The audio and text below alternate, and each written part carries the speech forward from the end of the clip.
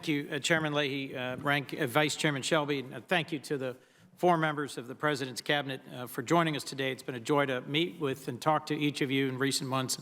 I'm excited to work with you on President Biden's agenda to build back better our nation and to address the need for infrastructure investment and for the creation of jobs. It remains my hope that infrastructure investment can and should be a bipartisan priority, but we need to do what we can and be urgent about the important work of making our country more competitive and more resilient. If I might, one of the areas of the very broad proposal in the American Jobs Plan I'm excited about is the Civilian Climate Corps, something that I'm supporting with a bipartisan authorizing a bill, the Civilian Climate Corps Act, and I hope each of you, as we've discussed, will have some role for your respective agencies. Secretary Buttigieg, as you know, climate resiliency of rail infrastructure is of particular urgency to me and concern to me, given that I commute via Amtrak on some of the oldest bridges and tunnels in America. The capital maintenance backlog in the Northeast Corridor is at least $38 billion, so I was pleased to see the American Jobs Plan includes $80 billion, of which about half of that may well be dedicated to bringing that up to a state of good repair.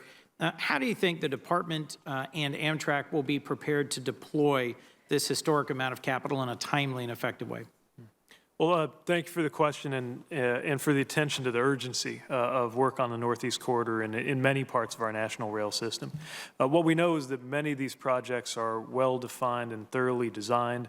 Others may still be in various stages of the pipeline, but we believe would be ready to go by the time funding reached them.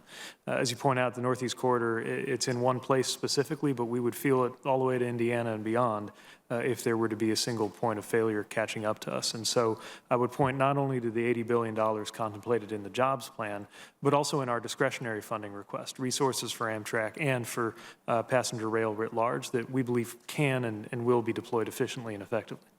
Thank you, Mr. Secretary. Administrator Regan, I've just introduced the Bipartisan and Bicameral SCALE Act, which provides financing and authorization of programmatic support for large-scale carbon dioxide transport and storage infrastructure that's critical to scaling up CCUS. I'm grateful that it's specifically included in the American Jobs Plan.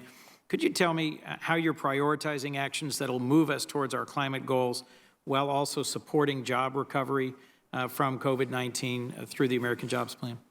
Absolutely. I think it's critical that we look at all the tools in the toolbox and look at every bit of technology and research and development that we can. This has been a priority conversation between myself and Secretary Granholm in terms of how do we support the research and development required for carbon storage while we look at all of the available technologies that are already commercially available to reduce and mitigate against climate change. You know, when we look at research and development and the advancement of these technologies, these are opportunities to demonstrate a climate-level discipline domestically while developing emerging technologies by homegrown American jobs and talent that we can export internationally. We know that if we're first movers on the mitigation of climate change while managing our climate footprint, that we have colleagues across the world that will not be a first mover and as quick as we are. So we'd love to develop the technologies and export those technologies using the ingenuity of the American job force. Well, thank you. Mr. Administrator, I also think the point of the SCALE Act is to take existing technologies from demonstration scale to nationwide and utility scale and to build the infrastructure necessary to move carbon dioxide and sequester it. I look forward to working with you on that. Secretary Raimondo, there are so many things in your department I'm excited to talk about. I don't have time for all of it. I'm just going to pick 2. The quadrupling of the Manufacturing Extension Partnership, something in states large and small we've seen really have a tremendous impact, and $14 billion for NIST, an underappreciated jewel of the Department of Commerce, to work through Manufacturing USA, that network, to bring together industry, academia, and government to advance cutting-edge technologies. What role do you see NIST playing in overseeing Manufacturing USA, and how will that help revitalize our economy and get us on the cutting edge? I expect NIST to play a very active role. You know, as we've discussed, since 1997, we've lost about a quarter of our small and medium-sized manufacturers. And the MEP program is absolutely vital.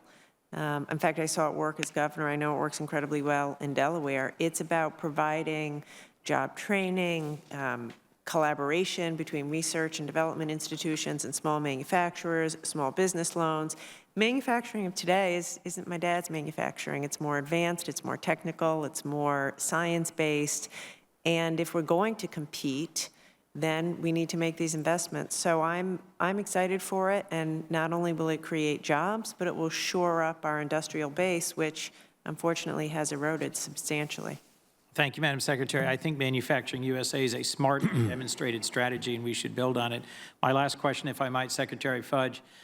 Housing provides the platform on which everything else good happens in families and communities.